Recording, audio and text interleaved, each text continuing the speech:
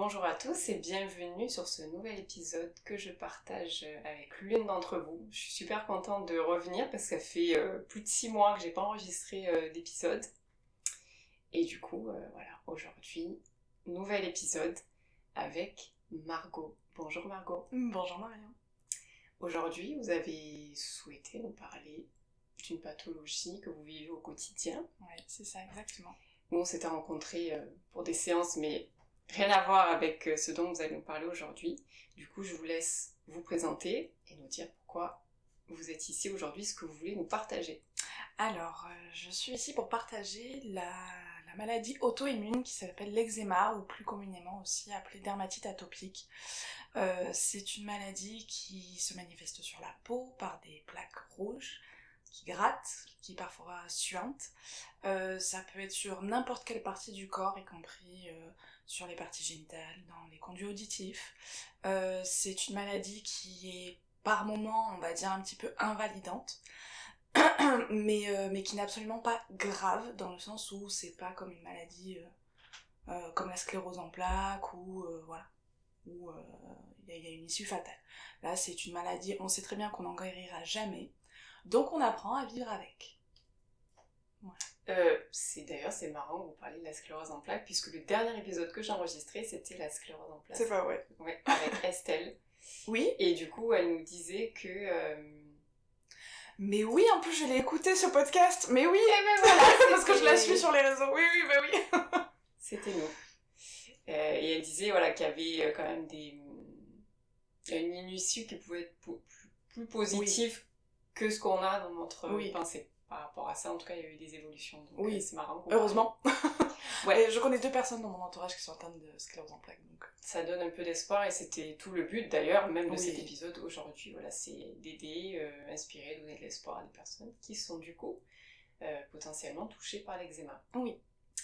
Du coup, comment ça a commencé pour vous l'eczéma ? C'est quoi l'histoire avec l'eczéma ? Alors l'histoire, c'est que moi c'est dans ma famille depuis vraiment des années. Il y a ma maman qui en a depuis l'âge de ses 3 mois, puisqu'elle a fait une réaction à un vaccin. Et du coup elle n'est vaccinée contre rien aujourd'hui, parce qu'à chaque fois qu'ils ont réessayé de la vacciner, elle a fait des réactions et ça a démultiplié son eczéma. Avant ça, sa mère, son grand-père, oui c'est ça, c'est mon arrière-grand-père, avait aussi des problèmes en relation avec la peau. Donc on sait qu'il y a un terrain, de toute manière, dans la famille autour des problématiques de la peau. Et puis, donc moi j'ai toujours connu la maladie, et de la maladie vraiment très forte. Ma mère en avait de la tête aux pieds, elle cumulait aussi avec le psoriasis. Par chance, elle ne m'en a pas donné. Mais elle l'a donné à mon frère, voilà, donc on s'est répartis. Et moi j'en ai eu très rapidement, puisque quand la diversification alimentaire a commencé, quand j'étais bébé, j'ai commencé à avoir des plaques d'eczéma. Et ma mère à l'époque était allée voir je ne sais plus quel médecin, alors c'était pas un naturopathe, c'était un autre médecin, mais voilà, pas de médecine on va dire traditionnelle qu'on connaît, un médecin généraliste, qui lui avait dit en effet elle est trop jeune, pour l'instant son métabolisme n'est pas en capacité d'accepter la diversification alimentaire, donc vous essayez de pas trop introduire des légumes, des fruits, etc. Donc ce qui fait aussi que, alors je sais pas ce que ça a fait dans mon esprit, mais pendant très longtemps je n'ai pas mangé de légumes et de fruits. Je n'aime toujours pas les fruits d'ailleurs. Voilà, je ne les mange qu'en compote. Comme les enfants, mais voilà, pendant très longtemps j'ai pas mangé de légumes parce que j'aimais pas ça, jusqu'au jour où mon palais a changé. Et donc pendant jusqu'à mes 6 ans à peu près, j'ai pas eu d'eczéma, puisque voilà, mes parents faisaient très attention, y compris aux produits laitiers, voilà, le lactose, tout ça. Il y avait vraiment, on va dire, une attention particulière qui était apportée à mon alimentation. Et à partir de 6-7 ans, j'ai commencé un petit peu à avoir des plaques aux endroits classiques, c'est-à-dire les pliures du coude, les pliures des genoux, l'intérieur des cuisses, mais vraiment pas quelque chose de on va dire, d'invivable. Voilà. En plus, je sais, enfin, de mon côté, ça fonctionne comme ça. L'hiver, j'en ai beaucoup plus que l'été. À Marseille et dans sa périphérie, donc à Aix, l'hiver est quand même beaucoup plus sec, donc moi ça favorise le développement de l'eczéma, enfin voilà. Ça ne m'a jamais empêché de vivre comme ça a pu quelques années après, voilà, 20 ans après. Donc j'ai toujours vécu avec la maladie, puis je m'en accommodais, l'été ça repartait, puisque la mer, le soleil, ça me fait énormément de bien. Et on dit d'ailleurs, les dermatos disaient, alors je sais plus si ça se dit encore aujourd'hui, mais ils disaient qu'il fallait qu'on aille se baigner dans la mer, c'est laquelle la plus salée, la mer Noire, je crois. Peut-être. Je crois que c'est la mer Noire. C'est pas à moi qu'il faut demander ça. Mais c'est possible, oui, je vois cette mer très salée, mais je peux pas donner le nom. Voilà, ben, je la vois aussi, mais je ne me souviens plus de son nom. Et on dit qu'aux eczémateux, comme on s'appelle, ou aux personnes atteintes de psoriasis, qu'il faut qu'on aille se baigner là-bas, puisque le sel répare. Alors oui, le sel répare, mais ce qu'il faut savoir, c'est que quand on rentre dans l'eau, comme le sel attaque, entre guillemets, il y a un petit, voilà, on grince des dents quand même. C'est pas très très agréable. De la même manière, quand on sort de l'eau, c'est pas très agréable non plus. Mais bon, on s'y fait, ça picote, mais quelque part, on a l'impression aussi que ça répare un peu. Chose qui est très différente d'une personne à l'autre. Et puis ça peut ne pas réparer de la même manière. Moi, il me faut quand même plusieurs, on va dire, séances à la mer. Alors que ma mère, par exemple, elle y va une fois dans la semaine. Ça, tout de suite, ça commence à se réparer. Ça... En plus, en tant qu'atopique, on a la peau qui se répare, qui se régénère très rapidement, comparé à des personnes qui ne sont pas atteintes de cette pathologie-là. Donc c'est un bouleversement un petit peu cette maladie, quand on ne la connaît pas, puisque voilà, il faut vraiment la comprendre. Donc voilà, donc j'ai eu de l'eczéma jusqu'à... de manière vraiment régulière, surtout l'hiver, voilà, comme je disais, jusqu'à mes 18 ans à peu près. Et à mes 18 ans, je suis partie de chez mes parents pour vivre avec mon compagnon à l'époque. J'avais une situation, voilà, je travaillais. Donc mes parents m'ont dit « Ok, pas de problème, elle peut partir !» Donc c'est là où je suis partie vivre à Aix-en-Provence, parce que je suis née et j'ai grandi à Marseille. Et en fait, mon corps m'a parlé. Mon corps m'expliquait, me montrait que cette relation n'était pas faite pour moi. Sauf que je maîtrisais pas encore bien la maladie, et que pour moi c'était... je l'ai compris avec le recul, mais sur le coup j'avais pas compris que c'était ma peau qui me parlait, qui me disait mais cette relation n'est pas pour toi. Et alors parfois le corps parle, et parfois il vous parle mais 3-4 mois après. C'est pas fatalement immédiat. Oui, c'est peut-être aussi le mental qui bloque tellement que voilà. Du coup le corps n'a pas la possibilité de s'exprimer, ou alors il s'exprime différemment. Exactement. On ne le voit pas, ou on ne veut pas voir. Ou on ne veut pas voir, exactement. Donc j'étais dans cette relation qui a duré quand même quasiment 4 ans, dans une bonne maison qui était très humide, qui était pas lumineux, enfin voilà, j'étais vraiment pas bien, je me sentais étouffée, et donc fatalement ma peau a réagi, elle étouffait elle aussi, donc j'ai commencé à avoir énormément d'eczéma au niveau des mains. Chose que je n'avais jamais eu avant, j'en avais eu sur les jambes, enfin à tel point, donc moi j'aime pas les poils, mais à tel point qu'il y a une année j'avais eu tellement d'eczéma sur les jambes que c'était devenu compliqué de m'épiler. Voilà, donc j'allais à la pince à épiler pour éviter de m'abîmer la peau et voilà, avec la bande m'arracher les croûtes malheureusement qui s'étaient formées. Et donc du coup j'ai énormément d'eczéma sur les mains, et on a des petites pliures sur les doigts, ce qui est normal, hein. Et ben là, quasiment toutes mes pliures étaient coupées. J'étais entre les doigts, j'étais à vif, parce que vraiment je me grattais dans la nuit, mais vous pouvez même pas imaginer. C'est le problème de la gratouille, comme on dit, c'est que ça gratte. Le grattage appelle le grattage. On excite la zone, et il faut vraiment qu'on trouve des subterfuges pour voilà, mettre les mains entre les cuisses, sous les cuisses, les cacher dans le dos pour éviter de se gratter. Ou alors ce que je faisais aussi, c'est que je me mettais, alors j'en avais pas dans l'intérieur dans la paume de la main, j'en avais que sur l'extérieur, mais ce que je faisais aussi, c'est que je retournais mes mains et que je les frottais contre le drap. Donc voilà, on essaye de trouver plein de subterfuges, etc. Et là, je commence à me dire, bon, il y a un truc qui va pas, j'arrive plus à contrôler cet eczéma, donc je vais voir les dermatos. Ma mère me mettait très rarement de la cortisone, c'était vraiment un truc, en plus elle a toujours vécu avec, donc c'était vraiment dans un cas extrême où je commençais, quand j'avais un petit peu d'eczéma au niveau du visage, que je commençais à me faire des trous, quoi. Donc voilà, où là elle voulait pas que mon visage soit abîmé, parce que voilà, c'est quand même la première chose qu'on voit chez quelqu'un, et puis elle sait les dommages que ça fait, quoi. Donc ma dermato me propose me prescrit de la cortisone, donc j'en mets, elle m'explique bien comment en mettre, etc., avec toujours une crème hydratante. Donc c'était des produits que j'ai achetés en pharmacie, donc j'en ai mis pendant 4 ans. L'eczéma se soigne pas vraiment, mais bon, je m'adaptais, j'ai essayé de me dire allez ça va aller, je suis nature optimiste donc je me disais toujours allez ça va aller, c'est pas grave, les beaux jours arrivent, allez je vais me mettre au soleil, ça va aller, je vais aller un peu à la plage, ça va aller, voilà. Mais c'est jamais vraiment parti. Et je quitte cette personne donc en 2019 et là mon eczéma s'estompe un petit peu. Je recommence à mieux dormir parce que quand on a de l'eczéma bien évidemment, on dort mal. Parce que, alors il y en a, ça peut arriver la journée, mais moi c'était surtout la nuit. Et c'est vrai que quand je regarde autour de moi, c'est vraiment surtout la nuit où la gratouille arrive, quoi. Alors est-ce que c'est parce que notre cerveau est plus au repos? Est-ce que... Je sais pas pourquoi. Je dirais peut-être que c'est parce que la nuit, c'est là où le corps se détoxe le plus. Ouais. Donc peut-être qu'il y a... Bah après, on sait qu'on a des poussées de cortisol dans la nuit, donc est-ce que, a priori, selon les dermatos que j'ai vus, ce serait lié à ça?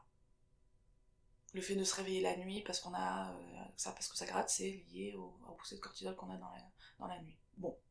Pour la poussée de cortisol dans la nuit, c'est qu'il y a un état de stress. Voilà. Mais comme je suis quelqu'un de très calme et de très détendu, je vois pas du tout de quoi vous parlez. Donc je me fais suivre quelques temps quand même parce qu'en parallèle, je faisais énormément de crises d'angoisse. Je pouvais en faire jusqu'à 10 par jour, donc enfin jour et nuit. Donc j'avais commencé un suivi psychologique qui m'a fait énormément de bien. Et cette psy que je suivais m'avait dit écoutez, pour vos crises d'angoisse, maintenant qu'on a trouvé la source, je vous propose d'aller consulter une hypnothérapeute, un ou une hypnothérapeute, pour voilà, pour dire à votre cerveau que maintenant il faut qu'il s'arrête, que tout va bien, que vous n'êtes plus en danger, que vous pouvez respirer normalement, que voilà, ça va aller. Et c'est là où j'ai rencontré une hypnothérapeute formidable que je continue à voir de temps en temps, et qui m'a arrêté les crises d'angoisse, qui m'a aussi apporté un soutien, on va dire, psychologique, dans le sens où, voilà, j'avais l'impression d'être folle, un petit peu, c'est fou, parce que je me dis, non mais je suis pas normale de faire des crises d'angoisse comme ça, sans raison, en fait, s'il y avait des raisons. Mais vraiment... Beaucoup de personnes font des crises d'angoisse aussi, voilà, j'aime bien le préciser aussi. Oui. Bien sûr, avoir de l'aide, c'est important, mais oui. Voilà, rien ne cloche chez vous, quoi que vous ayez dans tous les cas. Oui. Il y a forcément une explication. C'est ça. Et il y a d'autres personnes comme vous, même si vous ne les connaissez pas. Oui. C'est après, quand on s'intéresse, voilà, on se dit, ah mais ça va, je suis pas toute seule, je suis pas jobarde, tout va bien. Donc elle m'a aussi un petit peu apaisée par son soutien psychologique, elle m'a aussi un petit peu apaisé l'eczéma, mais voilà, il partait pas vraiment, mais je m'en accommodais. Je continuais à vivre ma vie sans avoir adapté mon quotidien. Je vais vous expliquer après comment j'ai adapté mon quotidien. Et donc 2019 se passe, on arrive, donc à cette époque-là, je travaillais dans l'événementiel.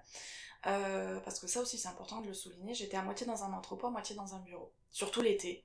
J'étais même plus 70-80% du temps dans l'entrepôt et 20% dans mon bureau, et l'hiver ça s'est inversé, parce que tellement l'hiver dans l'événementiel on a un peu moins de travail. Mais donc du coup je me lavais très souvent les mains. Et en fait j'ai compris que c'était ça aussi.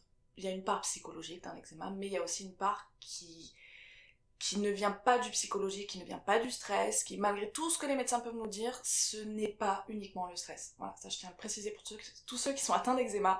Vous êtes peut-être de nature stressée et un peu anxieuse comme moi, mais ce n'est pas uniquement cette raison-là. Enfin voilà, moi j'ai découvert qu'il y avait plein de raisons à mon eczéma, et vraiment, enfin, le jour où j'ai découvert ça, j'ai fait « Ah oui, non mais en fait on me raconte des sottises depuis des années ». Donc je me suis énormément lavé les mains, j'ai travaillé 5 ans dans cette entreprise, je me suis régalée, mais j'ai abîmé mes mains en fait pendant 5 ans. J'ai abîmé, ma dermato m'a dit en fait, quand je suis allée la voir en 2023, puisque vraiment là j'étais... je pensais que j'avais atteint le maximum de mes crises d'eczéma sur les mains, et en fait pas du tout. Elle m'a dit mais vous avez complètement abîmé votre épiderme, donc il faut que vous changiez de travail. Donc, bon, entre-temps, en 2022, je reviens un peu en arrière, oh, pas du tout en 2022. Si, en 2022, tout à fait. Oui, 2022. Non, pas du tout, 2019, j'étais à 2019, voilà, je m'en mêle les pinceaux. Donc 2019 passe, on arrive à mars 2020, le confinement. Le confinement, moi, je l'ai très bien vécu. Malheureusement, c'est pas le cas pour tout le monde. Moi, j'ai très bien vécu parce qu'on a eu un temps merveilleux pendant le confinement. On a eu énormément de soleil, on a eu énormément de beau temps. Et moi, j'étais partie chez mes parents. En plus, 2 semaines avant, je m'étais pris un petit rad. Moi, j'étais partie 2 semaines en vacances avant le confinement, sans savoir qu'elle allait avant le confinement. Et donc, mon eczéma avait quasiment disparu, puisque j'étais à la campagne, donc loin de la pollution. Soleil quasiment, on avait franchement un temps de rêve. Première fois que je me baigne, je me suis baignée le 4 avril, quoi, pour la première fois. Ouais. Donc voilà, c'est dire vraiment le temps qu'on avait eu. Donc l'eau me faisait du bien, même si c'était de l'eau chlorée, ça me faisait quand même du bien parce qu'il y avait très peu de chlore. Et j'étais tous les jours au soleil, donc moi le soleil ça me répare physiquement et psychologiquement. Comme beaucoup pour le psycho. Je comprends. Et donc voilà, ça se passe très bien. Et au mois de juin, je rencontre quelqu'un. Ma situation change totalement. Je passe d'une femme toute seule, qui fait sa vie, qui a son travail, à quelque part un petit peu une famille nombreuse. Je rencontre quelqu'un qui a des enfants, des jumelles, mais qui a aussi 2 chiens. Donc allez, on prend tout le package. Donc voilà, mon eczéma revient... mais c'est pas non plus on rentre dans l'hiver, enfin après on rentre septembre, octobre dans l'automne, puis l'hiver, donc il revient, mais ça revient pas comme avant. Donc je me dis, ah mais si ça se trouve, c'est que vraiment la personne avec qui j'étais avant, c'était pas une personne pour moi, donc... Ah, c'est là qu'il y a le tilt du voilà. coup de... Là okay. Je commence à me dire, ouais, peut-être que mon corps commence à me parler en me disant, ça c'est pour toi, ça c'est pas pour toi, et je me dis... peut-être que lui, vu que mon eczéma sort pas beaucoup, peut-être que c'est le bon. Non. Il était pas encore sorti, visiblement. Non, il était pas encore sorti, il est sorti quelques mois après. Il est sorti quelques mois après parce que la situation était quand même assez compliquée. Bon, j'ai accepté, hein, les enfants, j'ai tout accepté, ça y a pas de souci. Mais disons que mon corps n'était pas prêt pour ce chamboulement, pour autant de sacrifices, entre guillemets. Même si je l'ai fait et avec tout l'amour du monde, voilà, j'ai aimé ces enfants comme si c'était les miens. Mais voilà, il y a toujours voilà, la maman qui en plus, c'était un petit peu compliqué avec la maman, donc on essayait de préserver les enfants tout en s'en prenant plein la figure. Enfin voilà, c'était assez compliqué sur un point de vue psychologique, surtout que j'étais pas accompagnée, ils me soutenaient pas fatalement. C'était assez compliqué de gérer tout ça, et puis j'osais pas trop en parler, je gardais énormément les choses pour moi. J'avais arrêté le suivi psychologique parce que je me sentais mieux, j'avais plus de crise d'angoisse depuis un moment, donc voilà. Et puis bon, un an et demi après on se sépare, et je me dis écoute là, j'ai juste gardé les chiens, voilà. Après tout le monde est parti, moi j'ai juste gardé les chiens, et en fait c'est là que je me suis rendu compte que je faisais aussi une allergie aux poils de chien. Voilà. Mais quoi qu'il arrive, je gardais les chiens, il était hors de question qu'il arrive quoi que ce soit aux chiens. Donc, alors je n'ai jamais fait, j'ai eu des chats dans mon enfance, je n'ai jamais fait aucune allergie, hein, mais on sait pas, d'un coup d'un seul ça survient, bon bah ok. Est-ce que c'était, là c'est le côté émotionnel qui parle, est-ce que c'était parce que c'était les chiens aussi qui étaient liés à cette relation qui a fait que... Je sais pas. Peut-être. Je sais pas, parce que même avec les chiens de mes parents, je fais une allergie, donc... Je sais pas. Alors qu'il y a eu une évolution quand même, du coup. Il y a eu une évolution. Alors qu'avant, je croisais des chiens, je faisais pas d'allergie. Quand j'étais petite, mes parents me racontaient, tu allais vers des Doberman, des Rottweiler, tu les prenais comme ça, tu les caressais pendant des heures et des heures, tu n'as jamais fait d'allergie. Donc vraiment, un jour, ça s'est réveillé, bon bah, je m'adapte. Je suis une pro de l'adaptation. Et donc voilà, 2021, on se sépare. Fin 2021, je m'en souviendrai toute ma vie, parce que c'était le jour de mon anniversaire. Donc je me dis, finalement, c'est un beau cadeau qu'il me fait, puisque cette relation ne me convenait pas. Donc plutôt de le prendre d'un point de vue assez négatif, très rapidement, je me suis dit, non mais c'est un beau cadeau, finalement, comme ça tu vas prendre soin de toi, on va essayer d'apaiser l'eczéma à nouveau, etc., etc. Donc je me dis, allez, de toute manière, je voulais plus d'hommes dans ma vie, parce que voilà, je me suis dit, on fait une pause aussi par rapport à ça, pour se libérer psychologiquement aussi d'un poids, entre guillemets, parce que voilà, il fallait vraiment que je m'occupe de moi. Bon, 2022 passe, etc. L'été 2022 passe, arrive la fin de l'été, et là, je rencontre quelqu'un, mais vraiment, comme je viens de le dire, je ne voulais personne dans ma vie, bien évidemment. C'est toujours la personne avec laquelle je suis actuellement, et très rapidement, il constate de l'eczéma sur mes mains, il me voit me gratter, et puis il a ce réflexe que personne n'a eu avant, pas mes 2 ex-compagnons avec qui j'avais vécu. Il me dit mais qu'est-ce que tu as, pourquoi tu te grattes. Donc je lui explique que c'est de l'eczéma, que c'est absolument pas contagieux. Ça, il faut le préciser, l'eczéma n'est absolument pas contagieux, voilà. S'il y a des gens qui ont peur de toucher, non, tout va bien. C'est pas une varicelle, voilà. Et il est quelque part assez investi dans la maladie, dans le sens où, voilà, il me supporte énormément psychologiquement, en me disant mais pourquoi t'es stressée, on parle énormément. Il me dit, bah, bien évidemment, le réflexe basique quand on voit quelqu'un se gratter, c'est arrête de te gratter. J'aimerais bien arrêter de me gratter. J'aimerais beaucoup. Je ne peux pas, à moins que tu me mettes des gants de boxe, mais je ne peux pas. C'est, voilà, au bout d'un moment, quand ça démange, quand ça fait une demi-heure qu'on est là, on fait, non, je vais résister, tout va bien se passer. Au bout d'un moment, on craque. Voilà. On a beau mettre des crèmes, etc., au bout d'un moment, on craque. Et donc il me dit, bah viens, on essaie de voir s'il y a des essais cliniques qui sont faits, qui peuvent peut-être te convenir. Moi, j'étais pas très emballée parce que je suis pas du tout branchée médecine chimique. Voilà, je suis très thérapie naturelle, voilà. Donc ça a occasionné quelques accrochages où je voulais pas, etc. Puis au bout d'un moment, mon eczéma a tellement flambé en 2023, début 2023, que bah voilà, là pareil, je me suis dit, ah, mais ça se trouve, c'est parce que lui non plus, mon corps me parle, que c'est pas un homme pour moi, etc. etc. Je me dis, tu sais quoi, au bout d'un moment, le mental, ok, c'est peut-être quelque chose, mais peut-être qu'il y a vraiment d'autres causes. Donc je me dis, bon, allez, banco pour l'essai thérapeutique, on regarde ce qu'il y a. Donc au moment où je regarde, il y a rien. Il y a rien, je commence un peu à désespérer, mon eczéma empire, l'été arrive, l'été 2023 arrive, et mon eczéma ne change pas vraiment.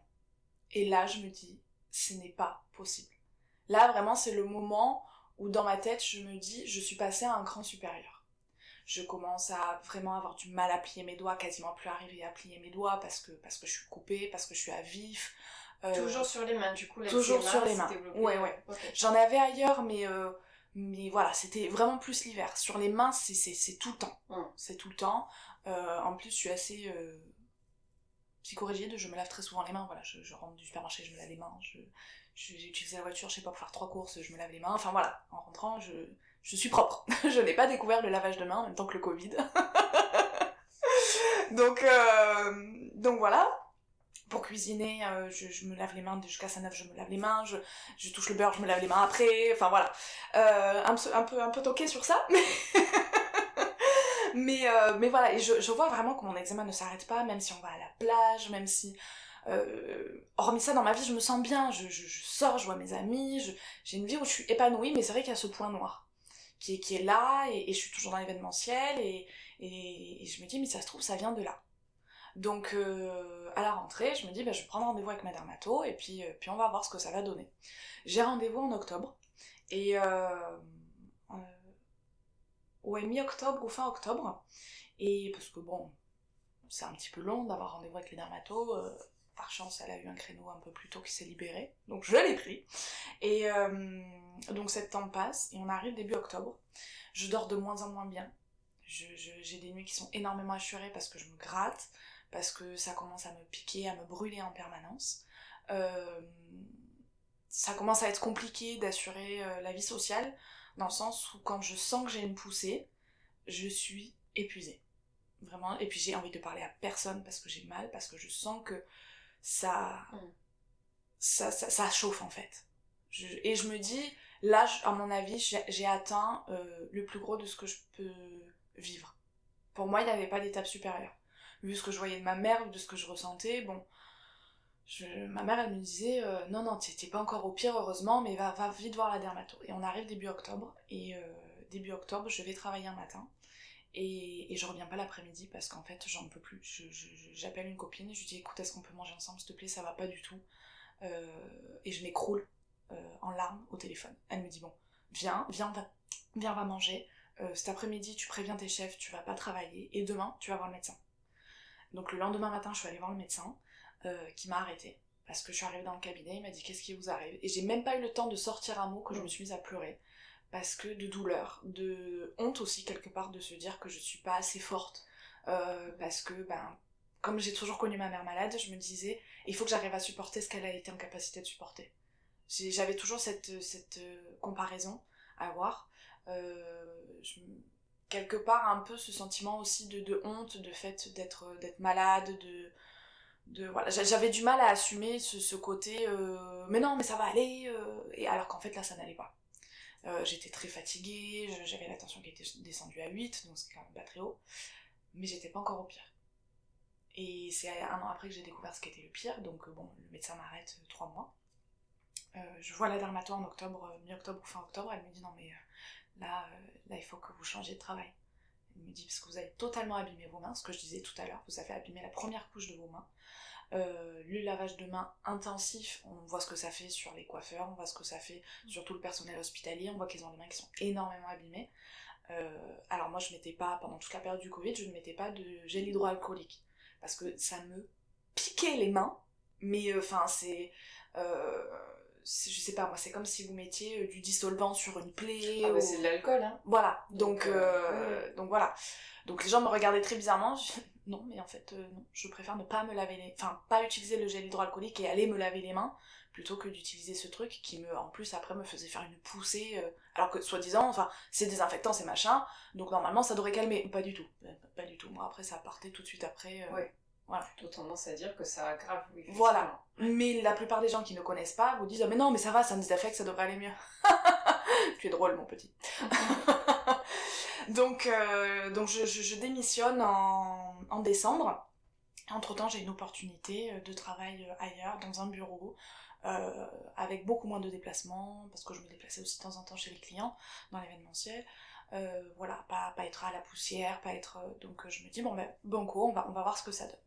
Donc j'entame ce boulot-là en janvier 2024. Et entre-temps, ce qu'il faut savoir, c'est que ma grand-mère, dont j'étais très proche, ma grand-mère maternelle, est décédée en 2023, fin 2023, c'est-à-dire qu'elle a été hospitalisée mi-novembre, elle est décédée le 24 décembre.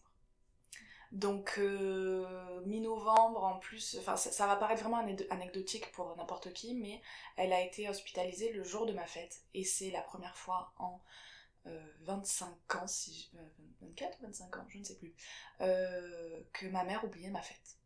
Et donc je lui envoie un message vraiment sur le ton de la rigolade en lui disant « Bah dis donc maman, t'as oublié ma fête ». Elle me dit « Oui, je suis désolée, mais tu sais, il a fallu hospitaliser ta grand-mère et tout ». Je dis « Oui, je sais, pas de souci, parce qu'on s'était eu dans la journée au téléphone. » Mais c'était pour la vanne.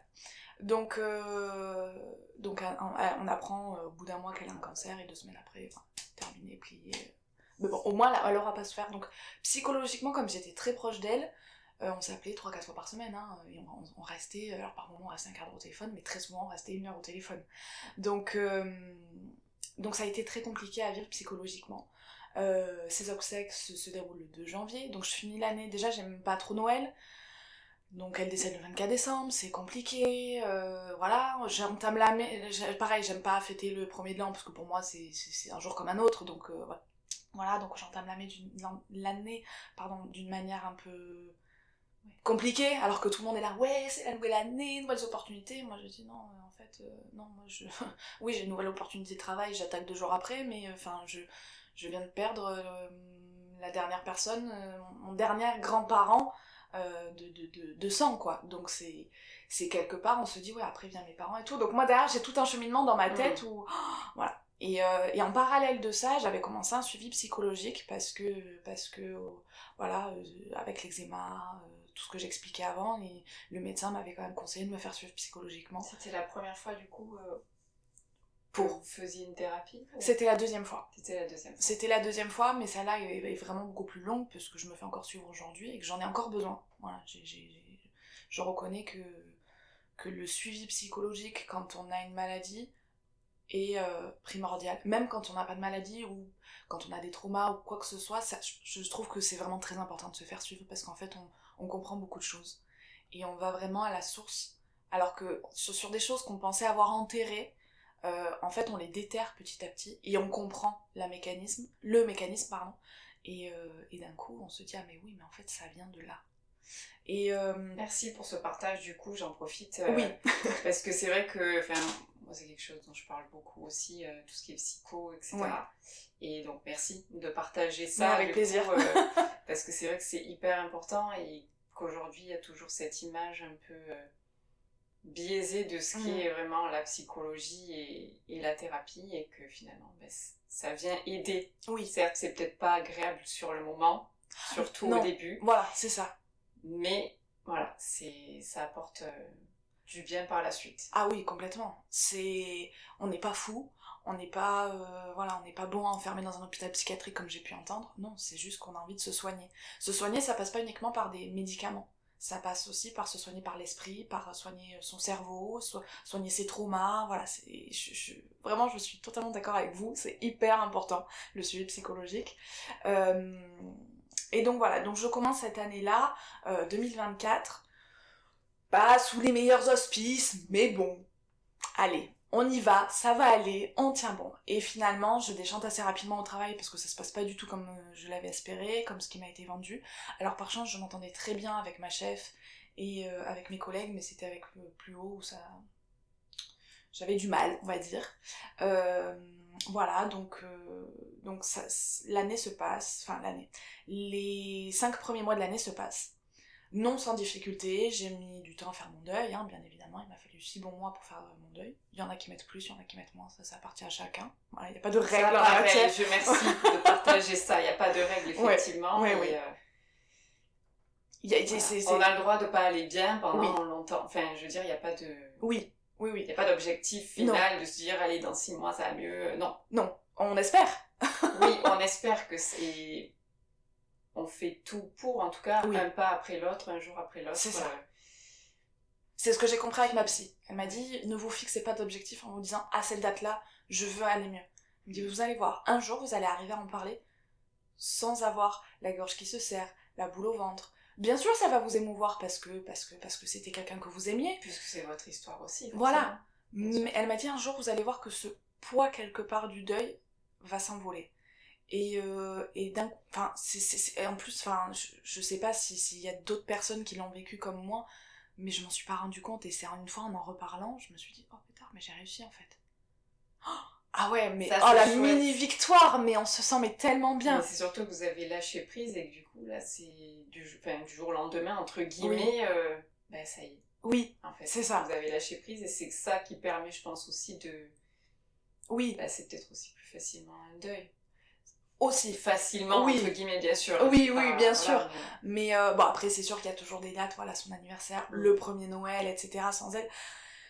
Véritablement sans elle, hein, hormis 2023. Mais voilà, c'est vrai que ça fait un petit quelque chose. Et moi qui n'arrivais pas du tout à en rire au début, alors que, voilà, comme je disais tout à l'heure, je suis très optimiste, puis...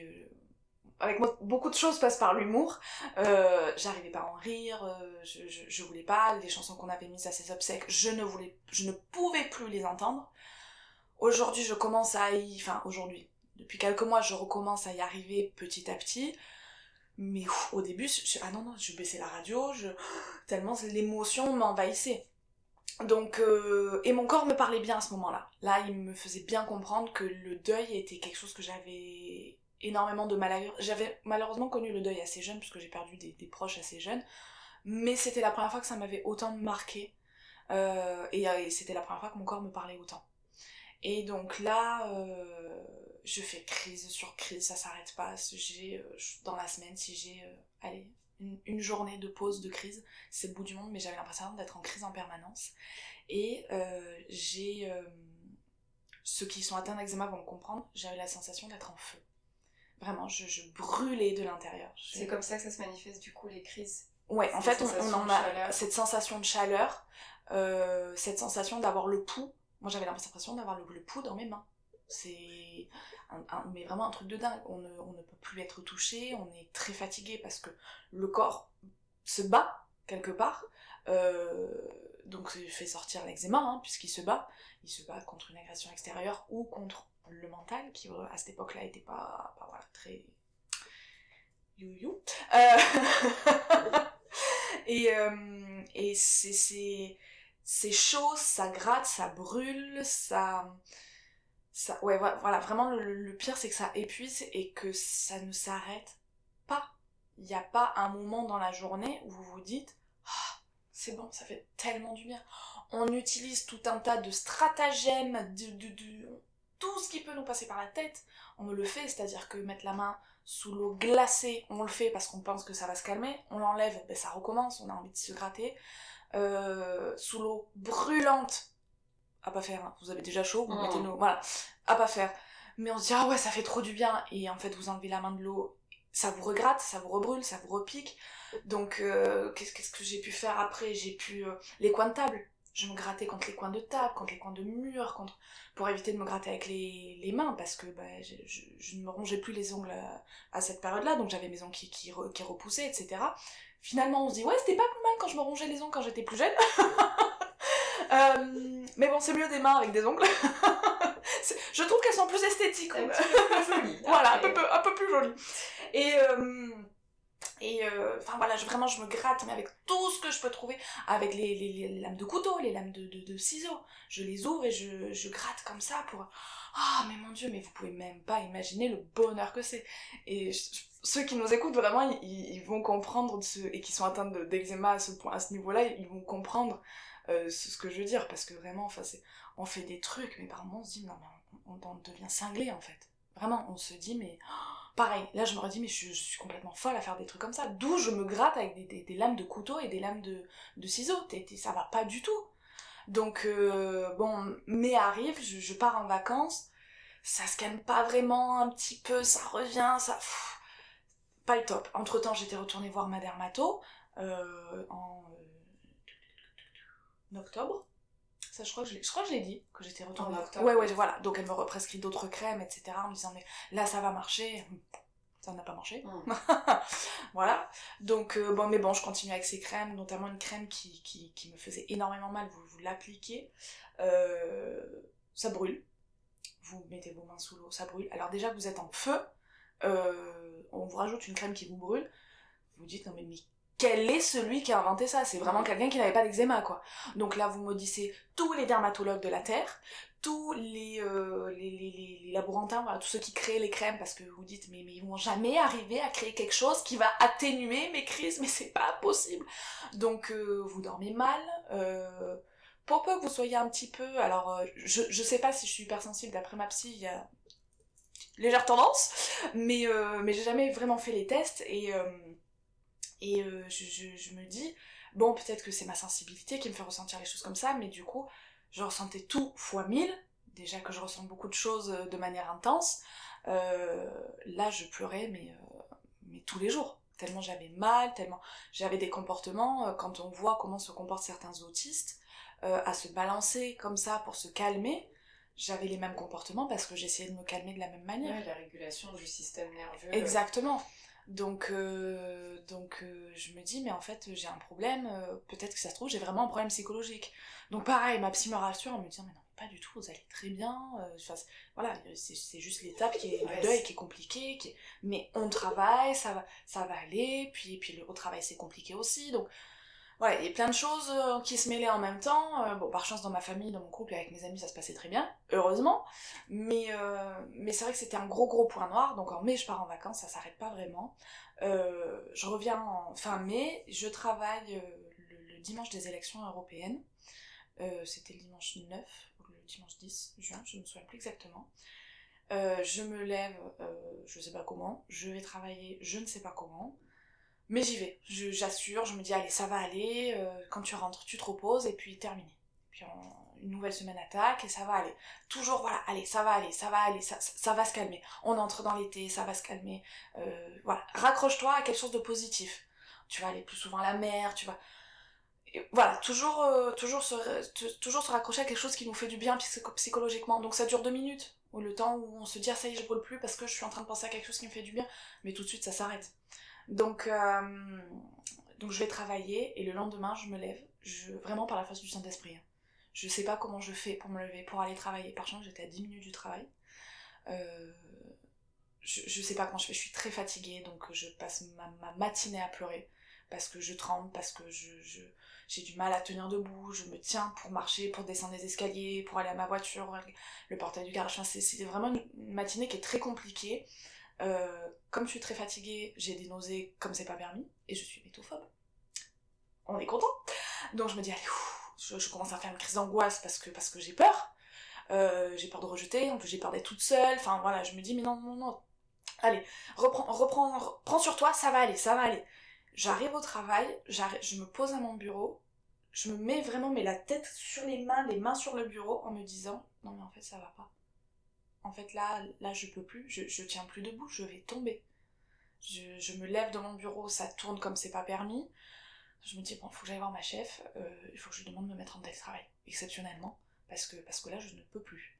Donc je vais la voir, elle arrive et vraiment je l'attrape à ce moment-là, je dis excusez-moi, est-ce que je peux voir 2 minutes s'il vous plaît? Elle me dit qu'est-ce qui t'arrive? Et en fait je commence à pleurer, mais en même temps à retenir mes larmes, parce que je me dis ne pleure pas, c'est ta chef, ne pleure pas. Et, je commence, je parle beaucoup avec les mains, vous avez pu le voir, et je commence à lui montrer mes mains, mais vraiment tout doucement, parce que j'étais comme ça, vraiment je tremblais comme pas permis. Et il y avait une de mes collègues à côté qui connaissait ma pathologie, qui voit mes mains, et d'un coup elle fait et là du coup ma chef elle dit quoi? Elle dit mais regardez ses mains. Ah non, alors là c'est très simple, je dis non mais ça va aller, vous inquiétez pas, je voulais juste vous demander si je peux être en télétravail aujourd'hui. Elle me dit ah non mais là c'est pas en télétravail, elle me dit là tu retournes chez toi, et je veux pas te voir de la semaine, tu vas voir le médecin, je veux pas te voir minimum de la semaine. Elle me dit là il faut que tu te fasses soigner, tes mains ne vont pas bien.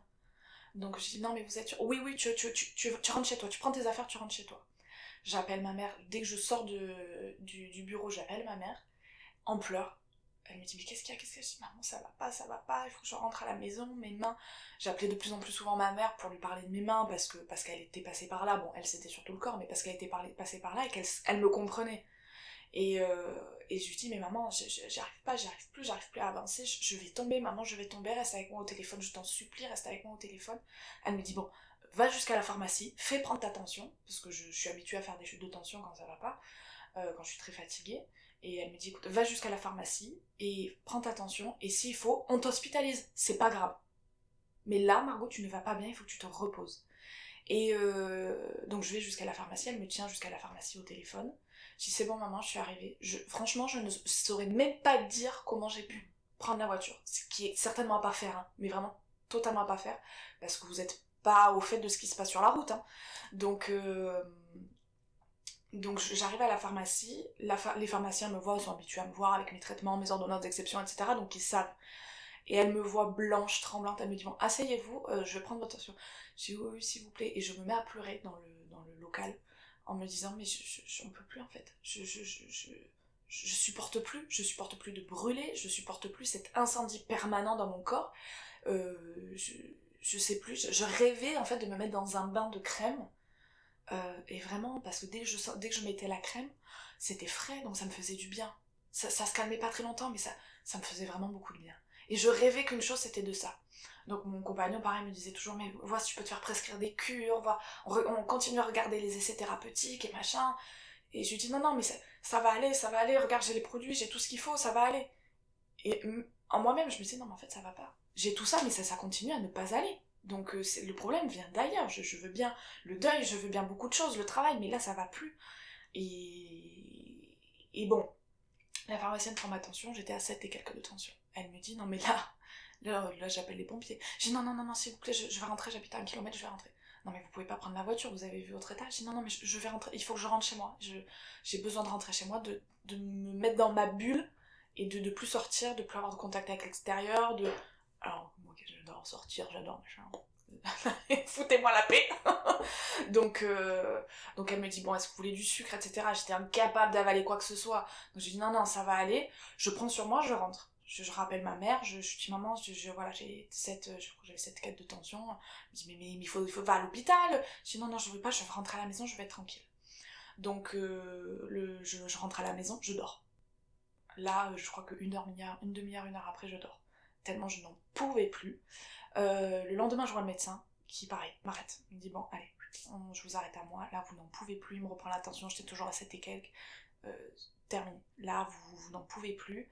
Je pense qu'il va falloir que vous passiez aux biothérapies. Donc, vous appelez très rapidement votre dermatologue, voir ce qu'elle peut faire.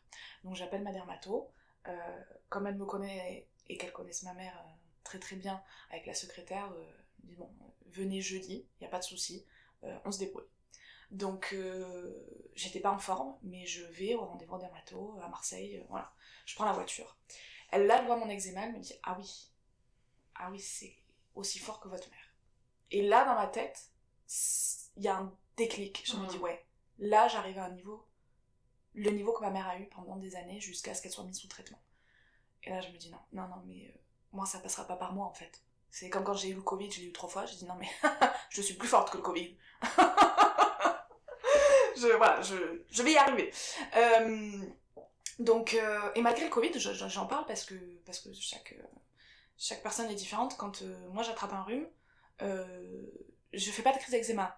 Ma mère, si elle est en contact par exemple avec des gens qui ont un rhume, le Covid ou la grippe, peu importe, elle fait des poussées eczéma parce que son corps se défend comme ça. Moi pas du tout. D'accord. Voilà, moi je prends.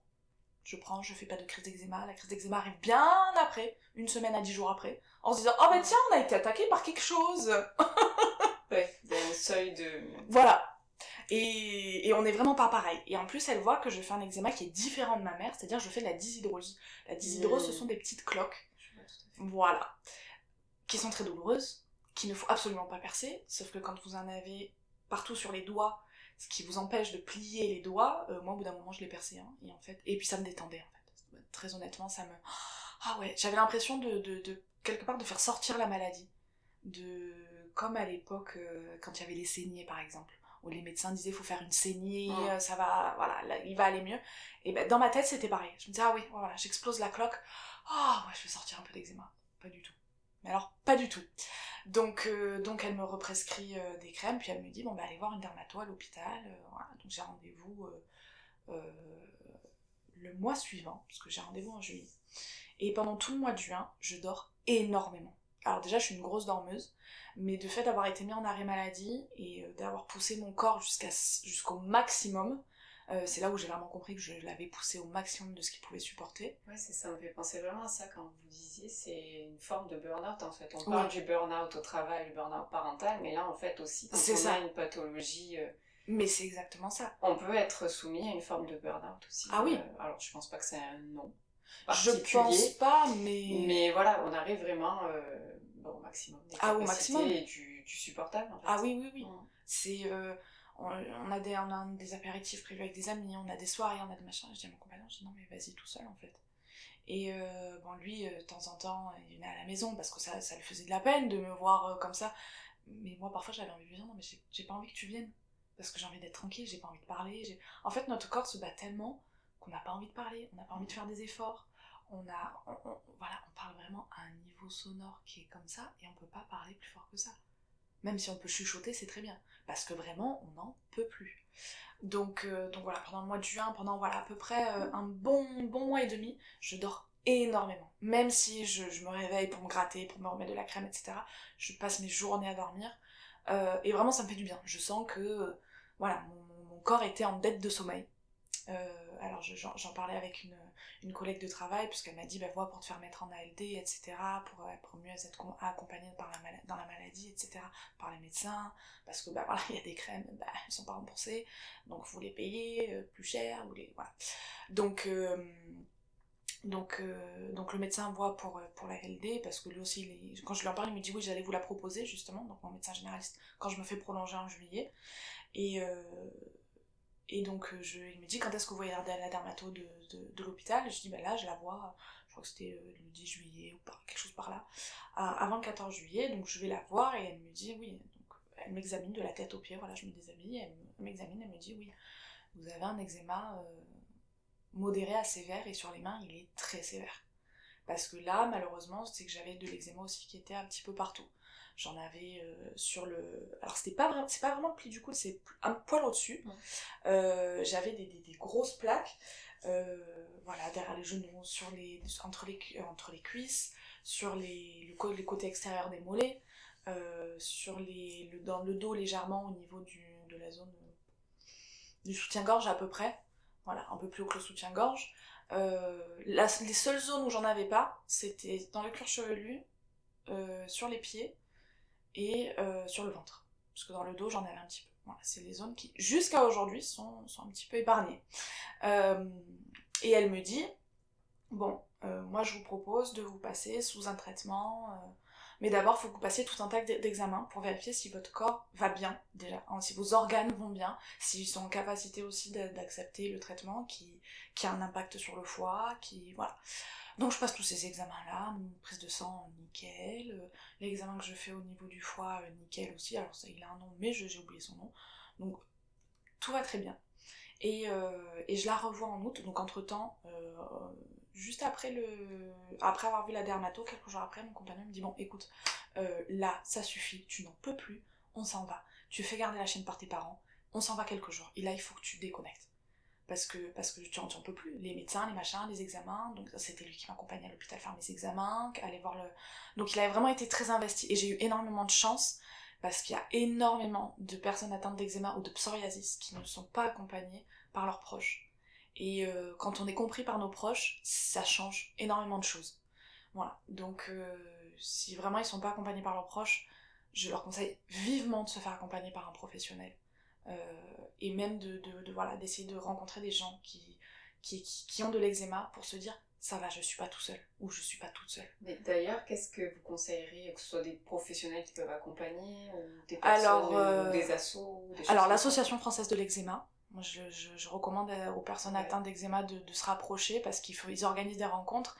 Alors c'est sûr, il y a beaucoup de rencontres qui se déroulent en région parisienne, mais ils ont des antennes aussi un petit peu en région et ça permet de se sentir moins seul.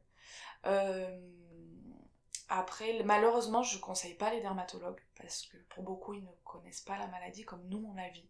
Ils la voient, ils imaginent, mais ils ne comprennent pas cette sensation de brûler de l'intérieur. Vraiment, ils ne peuvent pas imaginer la douleur, ils imaginent pas les nuits sans sommeil. Enfin, moi, le jour où j'ai été mise en arrêt au mois de juin, je faisais entre 3 et 5 heures de sommeil par nuit, donc c'est pas beaucoup, et en plus, mes nuits étaient assurées. Donc c'est vraiment pas du tout un sommeil réparateur, ce qui n'est absolument pas bon pour la peau, parce que plus on a de l'eczéma, plus on a envie de dormir pour que notre peau se régénère, pour qu'on aille mieux. Et tout s'accumuler, enfin plus vous avez de l'eczéma, plus vous avez envie de dormir, mais en même temps vous n'y arrivez pas parce que ça vous gratte, mais pour plus vous gratter, vous avez envie de dormir. Enfin, c'est un cercle vicieux et vous avez vraiment l'impression de plus du tout vous en sortir. Et là je me dis, bon écoute, donc j'allais voir l'hypnothérapeute, elle m'a dit, je pense que ce serait bien aussi de faire un soin magnétique. Et oui, pour couper le feu en fait. Voilà, pour couper le feu, réaligner les chakras, voilà, bien remettre de l'ordre là-dedans. Donc je vais voir une thérapeute qui... Alors, je l'ai pas senti sur le coup, j'ai senti beaucoup de choses qui se passaient à l'intérieur. Alors, je suis très réceptive, donc je pleure, je ris, incontrôlable, mais voilà, je sens vraiment qu'il y a plein de choses qui se passent dans mon corps. Mais après la séance, et pendant plusieurs jours, je vois pas vraiment d'amélioration. C'est vraiment plus au bout de 15 jours, un mois, que je sens qu'il commence à y avoir une amélioration, où je me dis, c'est ça ou est-ce que c'est parce que mon compagnon m'a dit viens on s'en va quelques jours. Je savais pas trop. Donc bon, avec mon compagnon on s'en va quelques jours, ça me fait du bien parce qu'on est tous les jours au soleil, tous les jours à la mer, donc ça me fait quand même du bien. Je dors, là je dors. Je dors, je fais des nuits de 8-10 heures sans me réveiller, donc je me dis ah ouais, youpi quoi. Ça m'était pas arrivé depuis tellement de mois, mais j'étais tellement contente. Et on revient, et ça revient. Même si ça s'était pas vraiment arrêté, mais cette sensation de feu permanent revient. Et je me dis ah non, c'est pas possible, c'est pas possible. Donc je reprends rendez-vous, donc je me refais arrêter jusqu'à mes congés, parce que j'avais posé des congés fin août, mi-août plutôt. Entre temps je faisais tous mes examens, on est reparti entre temps en congé, et je me dis bon, je vais revoir la magnétiseuse.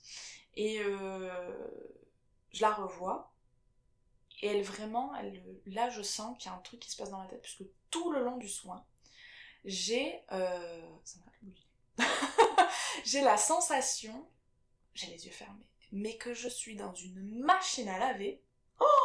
Mais ça tourne de tous les côtés, à tel point que pendant la séance, je me dis ça va pas, faut que j'ouvre les yeux, ça va pas. Parce que vraiment, mais puis pas que la tête, j'avais vraiment l'impression que je tournais, que la table tournait, que la pièce tournait, qu'on tournait pas en plus dans le même sens. Donc j'étais pas bien, je transpirais, je tremblais un peu parce que c'est pas du tout une sensation qui est agréable quand même, les vertiges. Donc elle me dit bon, ouvre les yeux, ça va aller, remets-toi, voilà, tu es là, t'inquiète pas, tout va bien, je suis à côté. Si ça va pas, je suis à côté.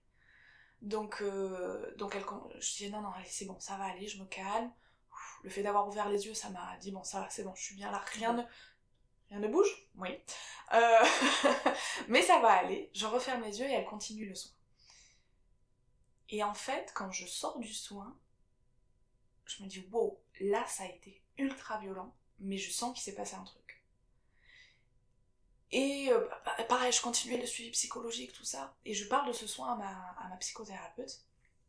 Elle me dit, mais je pense qu'elle nous a soignés aussi par là, parce que regardez vos mains aujourd'hui, vous êtes moins à vous toucher les mains. Moi, j'étais toujours en train de me gratter les mains pendant la séance. Elle me dit, regardez, parce que je l'ai vu quelques jours après, ma psy, après ce soir-là.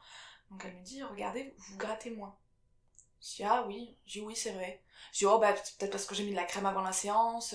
Mais j'intellectualisais pas forcément la chose. Bon, voilà. Arrive le 15 août,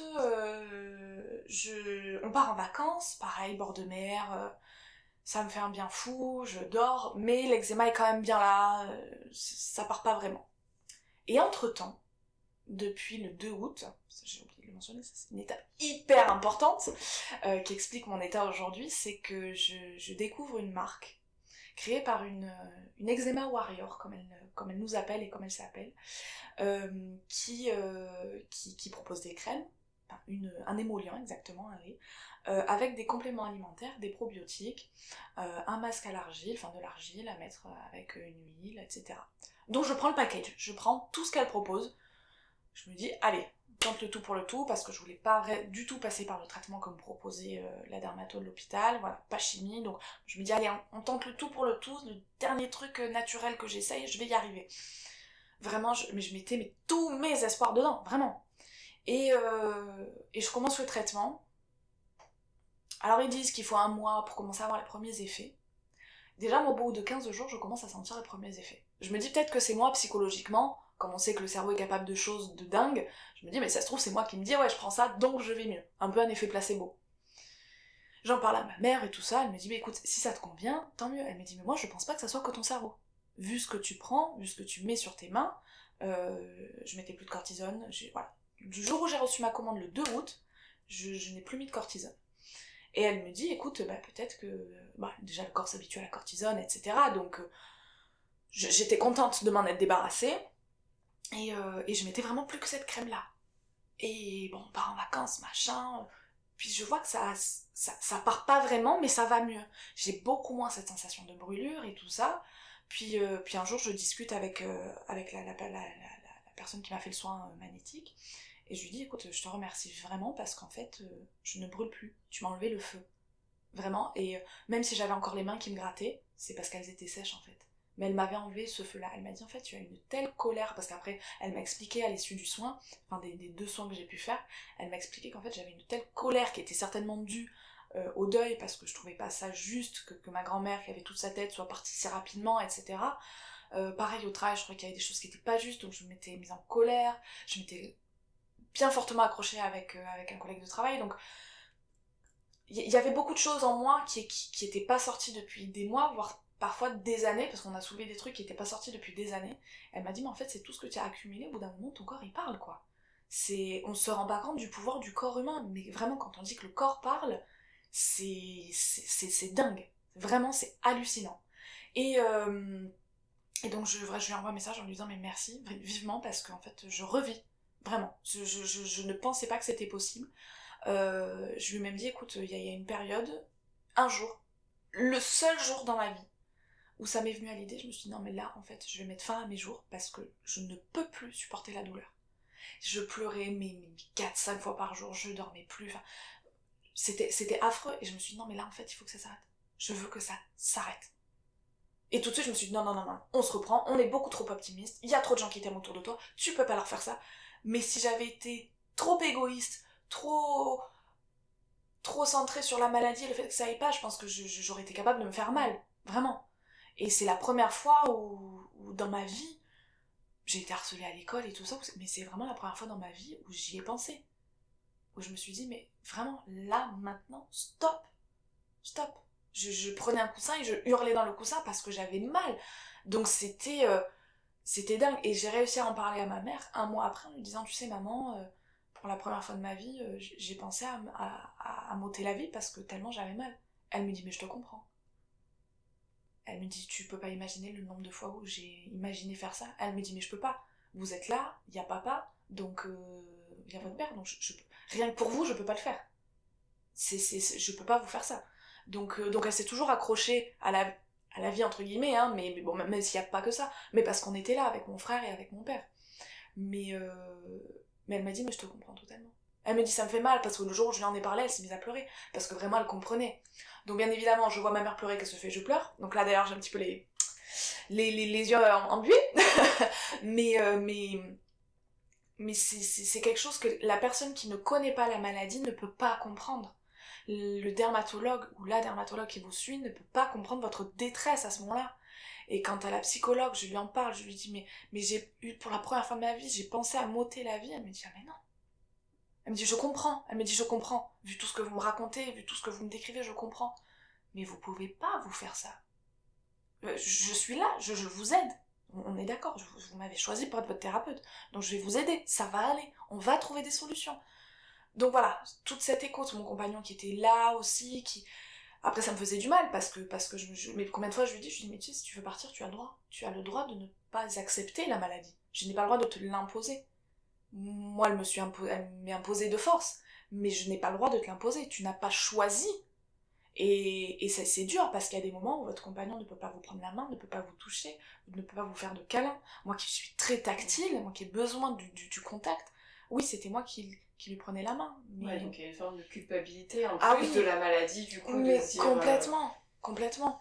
C'est dans le lit, ne pas pouvoir se mettre contre son compagnon le soir, ne pas pouvoir se faire un câlin tout simple, quoi. Non, ah non, chacun de son côté, tu me brûles, mais tu me brûles, tes poils me piquent. Il m'a dit, mais comment ça, mes poils te piquent? J'ai l'impression que tes poils rentrent dans ma peau, en fait. Tellement la peau est en fusion, quoi, vraiment.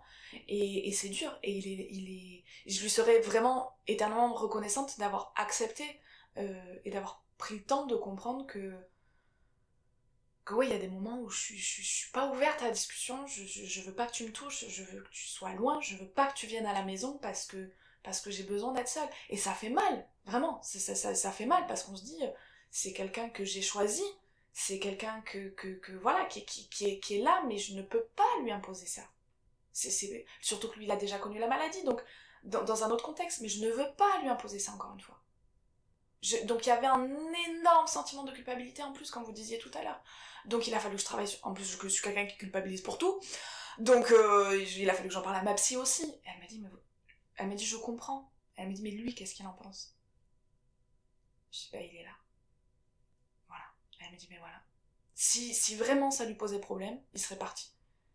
Et en effet, j'ai connu des gens qui sont partis parce que, alors pas moi, hein, mais parce que leur compagne ou leur compagnon était malade et qu'ils n'ont pas accepté la maladie.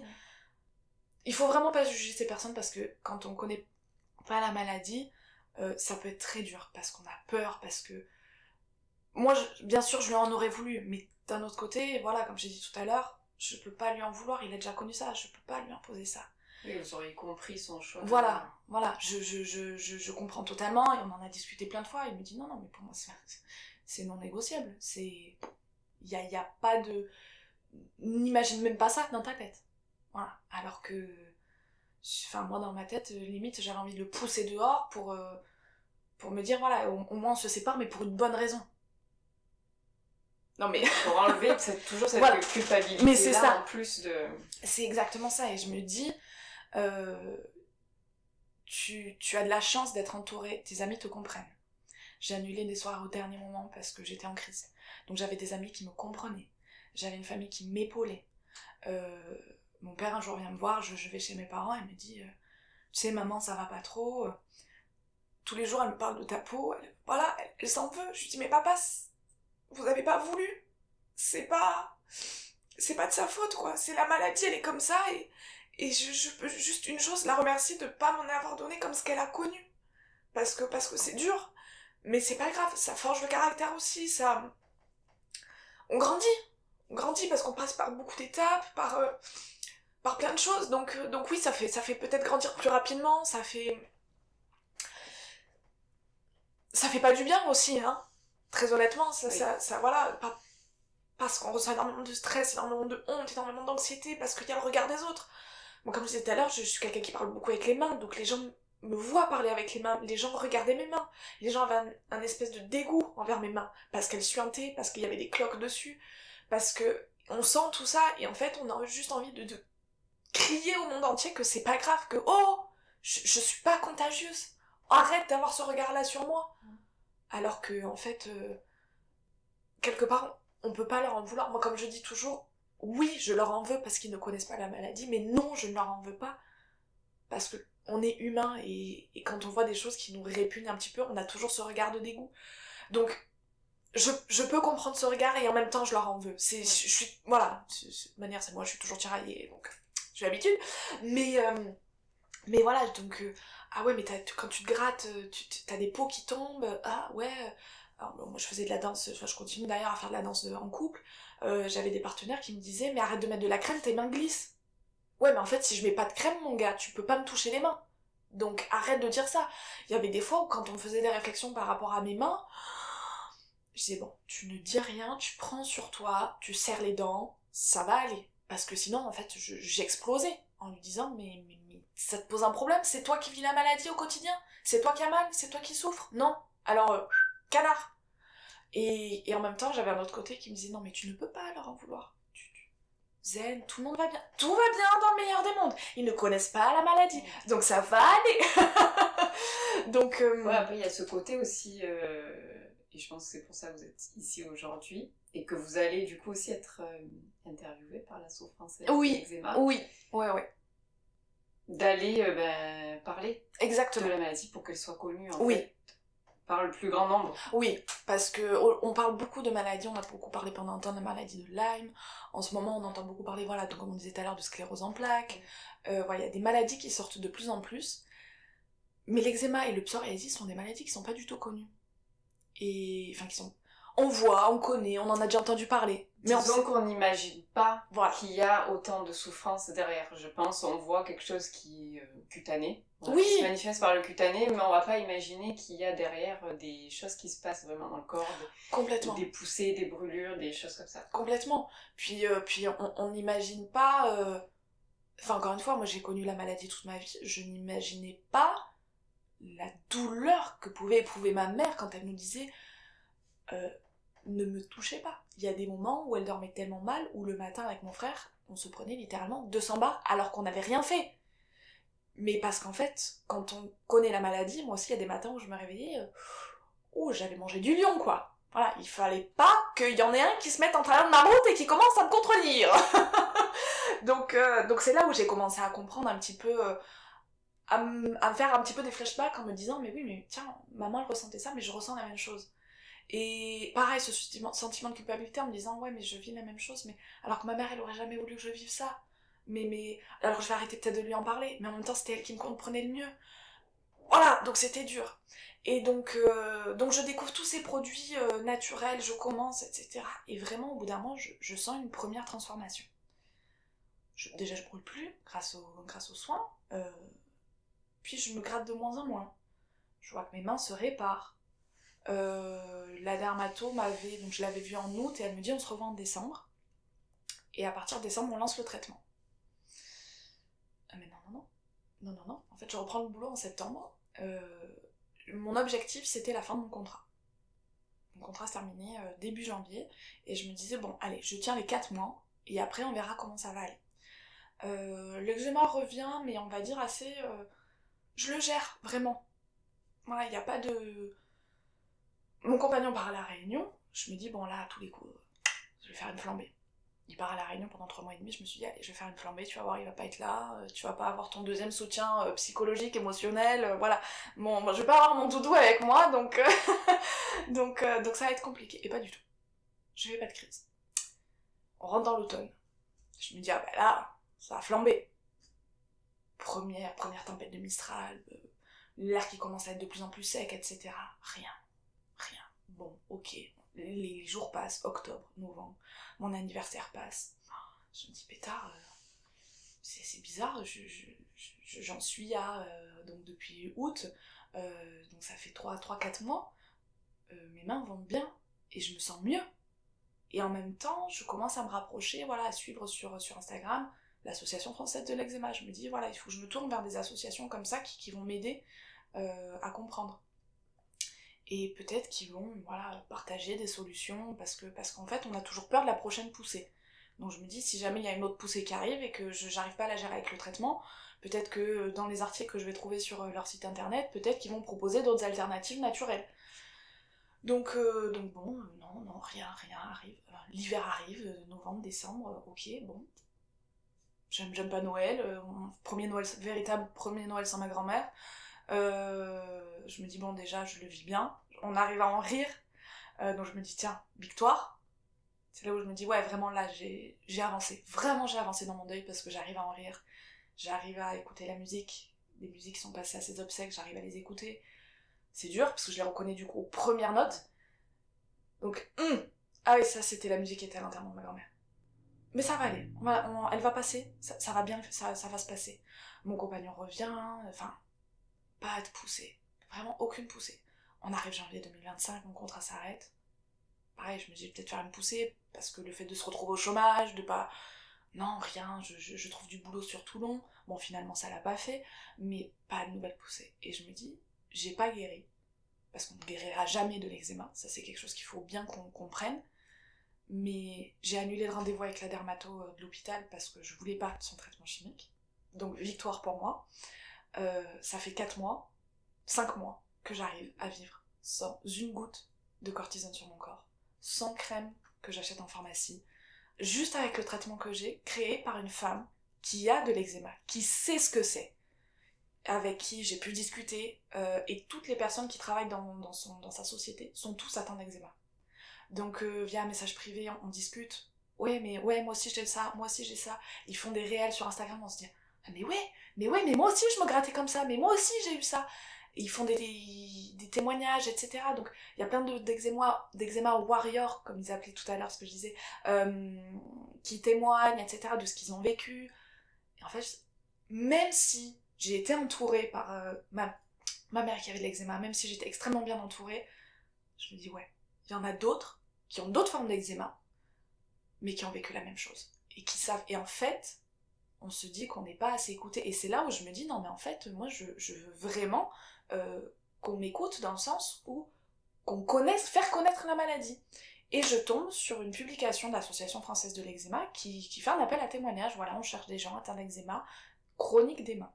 Pas de l'eczéma tout court, pas de dermatite atopique tout court. C'est juste le bon moment, quoi. Ah, mais complètement. Comme quoi, il n'y a pas de hasard dans la vie. Tout est écrit. Donc je me dis, banco, j'y vais. Je leur envoie un message. Je suis carrément partante. Parce qu'il faut que la maladie soit connue. Parce que moi, je parle de l'eczéma des mains. Ok. Mais ça peut se décliner sous d'autres formes. Hein. Il y en a qui en ont sur les pieds, voilà, partout ailleurs sur le corps. Et donc ils me reviennent vers moi très rapidement après. J'ai un premier entretien en visio. Donc j'explique rapidement ce que j'ai. Pour voir si déjà je rentre dans les critères. Et où j'en suis aujourd'hui par rapport à cet eczéma chronique des mains, quelles sont les solutions que j'ai trouvées.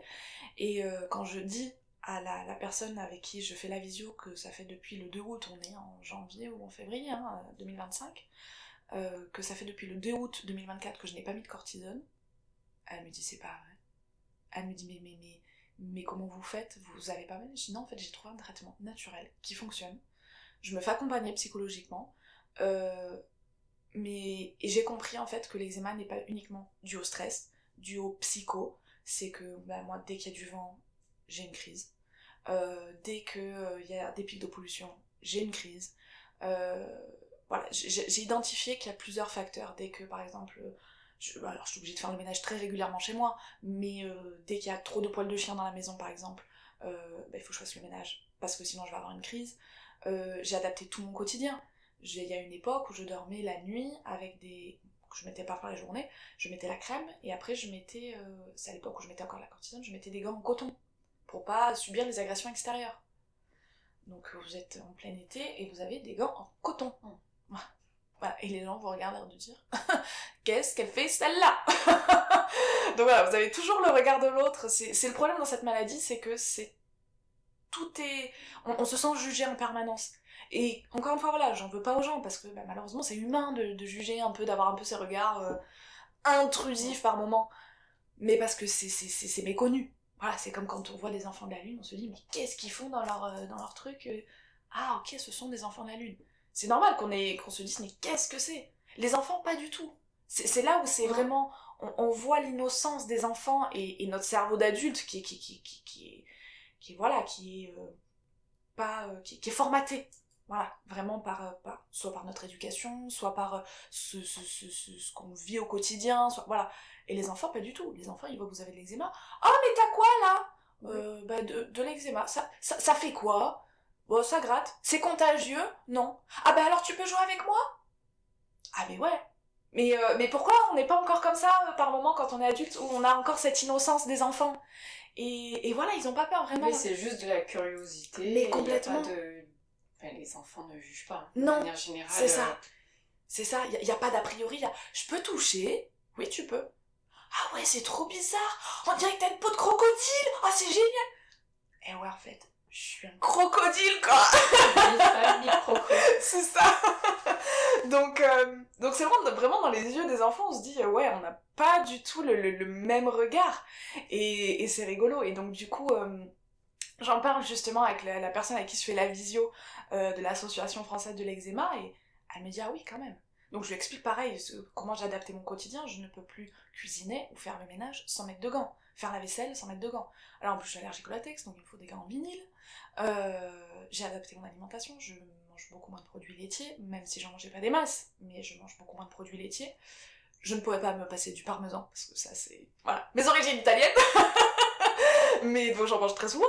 Mais je fais attention au sucre, parce qu'on sait que le sucre, voilà, c'est inflammatoire. Voilà, c'est inflammatoire. Je mange plus de légumes. Voilà. En fait, ce qu'il faut vraiment, c'est penser un petit peu l'alimentation anti-inflammatoire. Donc, une assiette colorée. Tout de suite, enfin, moi, ce qui m'a marqué dans l'alimentation anti-inflammatoire, de ce que j'ai pu lire, voilà, c'est plus ton assiette est colorée, moins elle est anti-inflammatoire. Dans le sens où les légumes sont colorés. Les pâtes, la viande, c'est pas très coloré, c'est pas... coloré. Voilà. Donc, il faut privilégier une cuisine à l'huile plutôt qu'au beurre. On est méditerranéenne quand même, donc on cuisine majoritairement à l'huile, mais il y a certains moments où je mettais plus de beurre que d'huile. Enfin, je mettais du beurre à la place de l'huile, mais voilà. Donc, il y a des petits changements qui ont été faits. Et quand j'en parle à cette personne, elle me dit, mais votre témoignage, il est exceptionnel, en fait. Parce qu'on voit vraiment toute l'évolution de la maladie. Votre passé aussi avec la maladie, puisque vous l'avez connue, par quelqu'un qui est très proche de vous. J'ai dit oui, moi, ma mère, on se relayait tous les matins pour lui crémer le dos, quoi. Voilà, donc, moi, je suis seule à la maison, parce que je vis pas avec mon compagnon, mais je vais adopter des techniques pour me crémer, voilà. On devient très souple. Alors déjà qu'on est souple, là, on renforce. Mais, voilà, puis, ce que je voulais vraiment pas, c'était abandonner des choses qui me tenaient à cœur, c'est-à-dire le sport, la danse. Je me suis dit, même si je suis malade, je me prive de soirée, ok, mais je ne veux pas tout abandonner. Déjà que je me prive sur beaucoup de choses, parce que pour moi, me priver de mes amis, me priver de moments en famille, de moments de rire, de moments de joie, pour moi c'est impensable. Enfin, faut vraiment que j'ai 42 fièvre. Bon bah là en fait, il y a quand je fais des crises aussi, que je comprends que je peux pas assumer la vie sociale en fait. Et donc donc je lui dis voilà, j'ai un nouveau traitement, et en fait je ne fais plus de crise. J'ai oublié ce que c'était, parce que je revis vraiment. Elle me dit mais votre témoignage est génial, on revient vers vous, machin. Donc ils sont revenus vers moi, la date est fixée, donc ce sera le 28 mai. Et je suis contente de pouvoir en parler, parce que comme on a pu dire durant cette émission, et puis comme j'ai pu en discuter avec les personnes après, parce que je fais d'autres visios avec l'Association française de l'eczéma, je dis c'est une maladie qu'on voit, mais encore une fois, on n'imagine pas tout ce qui se passe. On n'imagine pas qu'on peut se couper du monde, on n'imagine pas la douleur psychologique, on n'imagine pas, encore une fois, que ce n'est pas que dû au stress.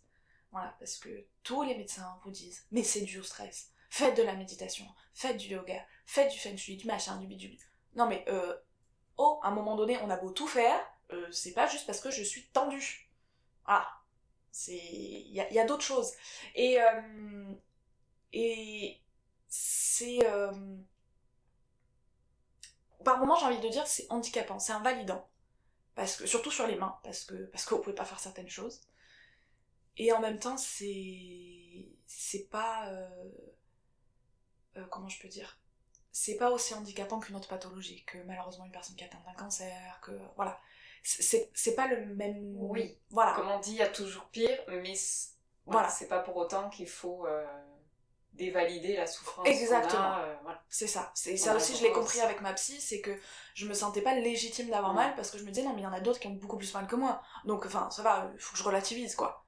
Elle me dit, non mais vous avez le droit d'avoir mal. Vous avez le droit de le dire. Et vous avez le droit de dire, maintenant j'en peux plus, ça suffit, il faut que je trouve une solution. Donc, quand j'ai trouvé ces traitements, mais voilà, aujourd'hui on voit mes mains, elles sont belles. Je confirme. Elles sont traitées. Aucune trace, si on ne le sait pas, aucune trace de quelconque eczéma. Il y a eu un petit retard dans la production, donc j'ai reçu, pour tout vous expliquer, hein, parce que la semaine dernière j'ai fait une crise d'eczéma. Parce qu'il y a eu un retard dans la production, et que moi je me suis prise un petit peu tard pour commander, mais c'est une entreprise française, je rappelle. Vous me donnerez toutes les rêves, je mettrai toutes les rêves dans l'épisode, comme ça il y a tout. Voilà, ceux qui sont atteints, ouais.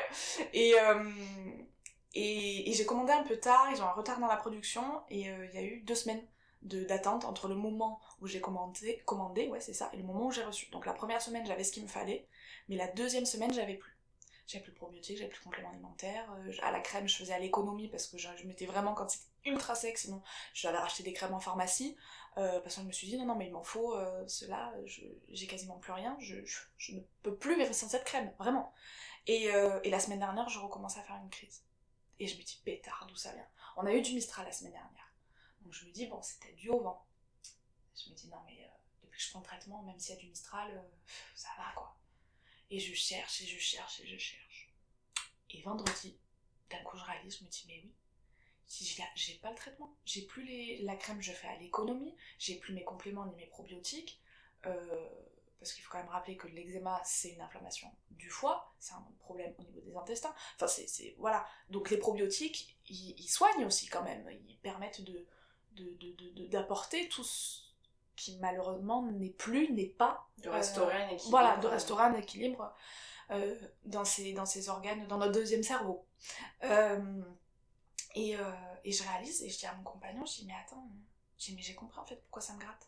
Je dis parce que ça fait 1 semaine que j'ai plus mes médicaments. Et là d'un coup je réalise, et je me dis non mais ça y est, non mais il faut que je le reçoive rapidement parce que là c'est plus possible en fait, parce que... Et à l'idée de revivre, parce que ça recommençait à me gratter, à être rouge, à être très sec, donc j'avais plus j'ai plus la dyshydrose, hein, mais ça recommençait un petit peu à me brûler, à me piquer. Ah non, à l'idée de revivre ce par quoi j'étais passée, ah mais je me suis effondrée en larmes, j'ai dit non, mais c'est pas possible, je veux pas, et vraiment, c'est une alerte, mais ah non, warning les sirènes rouges, tout ce que vous voulez dans ma tête qui me disent ah non mais là il faut que je le reçoive, et je vais voir mes mails et d'un coup je vois votre commande sera livrée demain. Je vous dis c'est bon, ça va le faire, tout va bien se passer, allez respire, craque un bon coup, ça fait du bien, voilà, tu pleures parce que tu as pas envie de revivre ce par quoi t'es passé, t'as le droit, n'aie pas honte, ne culpabilise pas, mais t'inquiète pas, demain tu reçois tout. J'ai recommencé samedi, dès dimanche j'allais mieux. Ah, j'ai dit comme quoi. Ah ouais.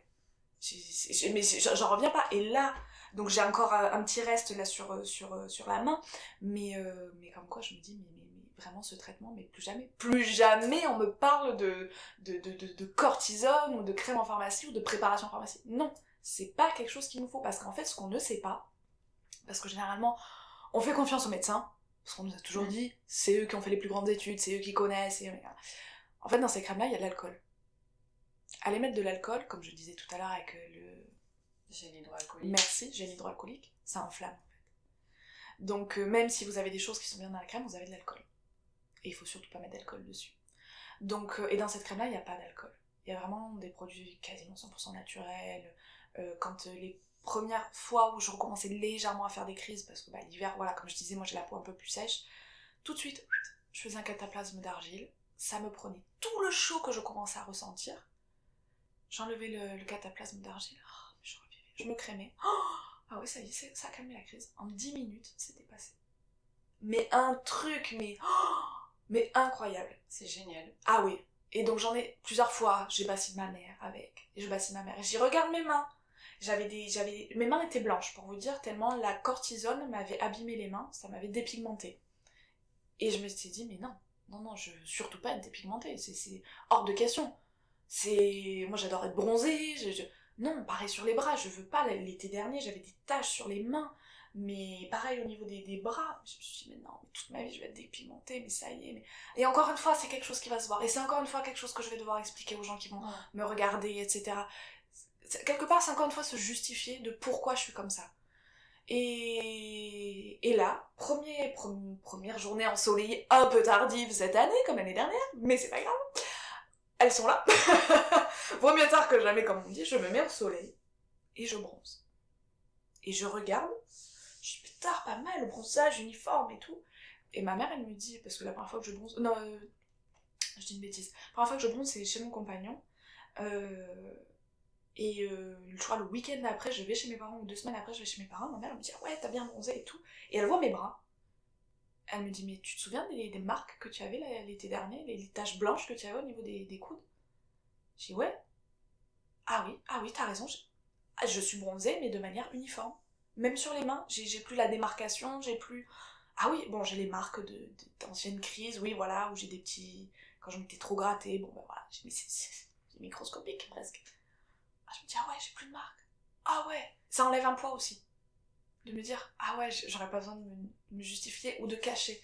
Parce que quand on est malade aussi, on a envie de cacher où est-ce qu'on a l'eczéma. Parce que déjà, l'air qui vient dessus agresse et qu'on a un petit peu honte aussi de cette peau-là. Parce que c'est pas normal, parce que c'est pas joli, parce que, comme je disais tout à l'heure, parfois ça suinte, parce que... Donc on a un peu honte et on se cache un peu. Ah, je me dis, non, ça y est, je peux revivre. Et mais quel bonheur! Et donc j'en parle à ma mère de ce traitement, je lui dis mais c'est beaucoup mieux que ce que tu prends, toi tu prends la chimie, machin, c'est pas bien, ça abîme ton foie et tout, alors qu'il faut surtout pas l'abîmer quand on a cette maladie et tout. Et week-end de Pâques, donc week-end de la semaine dernière, elle me dit écoute, regarde ma peau. Et je dis ouais, elle est pas jojo quand même. Elle me dit ouais, et à la moindre crise, elle me dit j'ai tellement peur de repasser ce par quoi je suis passée. Mais je mets tout de suite la cortisone parce que je veux pas. Je dis mais je te comprends totalement. Elle me dit mais la prochaine commande que tu fais, je veux que tu m'en commandes parce que je veux essayer aussi. Parce qu'il n'y a pas de raison que ça marche sur plein de personnes et pas sur moi. Parce que sur le compte Instagram de la marque qui a créé tous ces produits, il y a des photos d'avant-après. Et à chaque fois je les envoie à ma mère pour lui dire regarde. Parce que ce sont des gens qui ont été comme nous. Qui en ont eu, voilà, ils disent vraiment que voilà, ça a brûlé, ça a suinté, on desquame très rapidement, etc. Et je regarde où ils en sont, ne serait-ce qu'après 2 semaines de traitement. Ah ouais, non mais, ah ouais, faut que j'essaye. Oui, faut que j'essaye. Je dis, tu vois, voilà. Et je me dis, allez, là je vais faire une commande bientôt, et je me dis, peut-être que je vais arriver à convaincre ma mère. Peut-être que pour elle aussi ça va marcher. Et je le souhaite vraiment au plus profond de moi-même, parce que ça reste notre maman. Voilà, personne ne remplace une maman, parce que quand on aime quelqu'un et quand on le voit souffrir, moi, j'ai l'impression que c'est moi aussi qui souffre, donc voilà.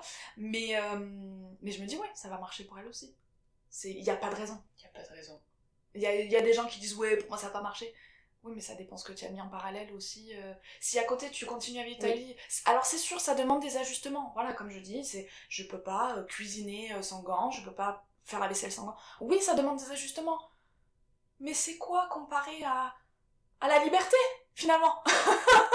Je préfère, par moment, me dire, bon, oui, allez, il faut que j'aille racheter des gants. Alors, en plus, j'en trouve pas au supermarché à côté de chez moi. Il faut que j'aille à péter au schnock les bains. Mais c'est pas grave, je l'ai fait, ces kilomètres. C'est vraiment pas un problème, juste pour une boîte de gants. Mais c'est pas grave, parce qu'à côté, je suis libre. Je peux à nouveau être bras nus, je peux à nouveau être jambes nues, sans avoir honte, sans avoir peur de la réflexion, du regard de quelqu'un. Je me dis, mais ça n'a pas de prix. Quand on sait ce par quoi on est passé, je me dis, la liberté n'a pas de prix. À ce niveau-là, n'a pas de prix. Et vraiment, mais il faut que cette marque, elle soit remboursée par la sécurité sociale, parce que ça soigne beaucoup de monde. Vraiment, c'est dingue. Je suis, mais aujourd'hui, je revis, voilà, même ma psy, elle m'a dit, quand j'ai commencé tout le traitement, elle m'a dit, mais ça se voit, même votre visage est plus lumineux, même... Voilà, votre état d'esprit est plus apaisé, plus... Oh, mais je n'ai pas de mots hormis de dire que je suis mais tellement heureuse de revivre comme avant, entre guillemets. Parce qu'il y a toujours des ajustements, mais il faut toujours faire un petit peu attention. Mais pour moi, je suis libre. Même s'il y a des ajustements, je suis libre. Beaucoup plus libre qu'avant, où même je mettais un peu de cortisone, quoi. Mais non, c'est rien à côté. donc voilà, je suis apaisée. Vraiment. Et c'est la plus belle victoire. Merci beaucoup. Je suis tellement contente, merci à vous, d'avoir pu partager cette expérience-là avec vous, parce que je me dis que ça peut aider des gens. Ben, c'est un beau message d'espoir, surtout parce que... Ouais. Voilà. Oui. J'ai pas d'autres mots, en fait, Oui, ça oui, m'a un c'est peu ça. scié sur place. Mais c'était trop beau, quoi, de voir le parcours. Ah oui. Je sais, je vais pas en guérir. Je le sais. J'en aurai toute ma vie. L'acceptation, je pense, voilà. fait partie du... Il y a une espèce de petite fatalité qui s'installe, parce que oui, on en aura toute notre vie. Mais c'est comme ça. Aujourd'hui, j'arrive à vivre avec. Je vis beaucoup mieux. J'ai un traitement qui me convient à 200%. Mais que demander de plus?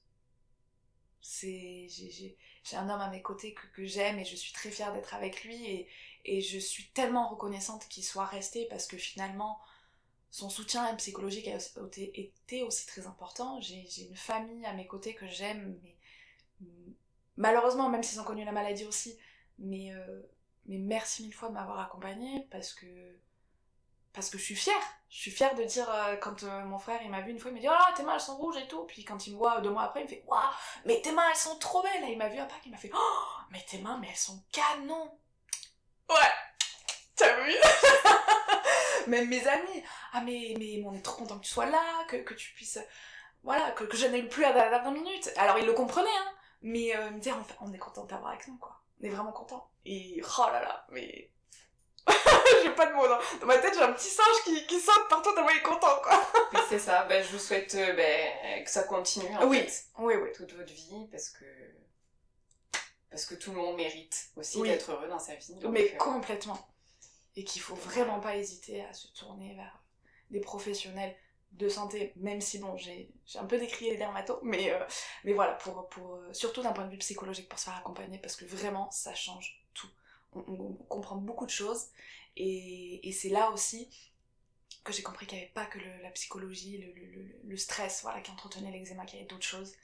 Et quand on se comprend, là aussi ça change beaucoup de choses dans la vie. Donc voilà, donc merci beaucoup merci beaucoup, Margot, ce temps accordé. Pour ce partage incroyable. Ouais, merci. J'espère que cet épisode vous aura plu, et surtout qu'il vous aura aidé, qu'il vous aura donné l'espoir si vous êtes comme Margot avec l'eczéma, ou des personnes que vous connaissez. Et puis, je vous dis à bientôt, peut-être, pour un nouvel épisode.